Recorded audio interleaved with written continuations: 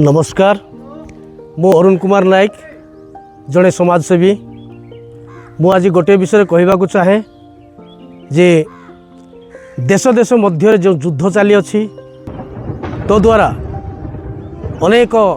धन जीवन नष्ट होबार लगी समस्त आबाल वृद्ध वनिता आज हाहाकार चित्कार करुँच तेणु मु अनुरोध करे समस्त मुख्य मुख्य व्यक्ति मानकु दयाकरी युद्ध बंद हो अति सुंदर भाव रे ब्रदर सुज्ञान सागर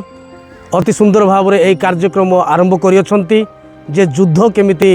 बंद हेबो सेही प्रयास जारी रखियछंती। तेणु सार सुज्ञान सागर को मध्य बहुत बहुत धन्यवाद। यही अभियान रे मु अनुरोध करुछि समस्त को दयाकरी समस्ते सहयोग करंतु आउ जेमिति कि युद्ध बंद हेबो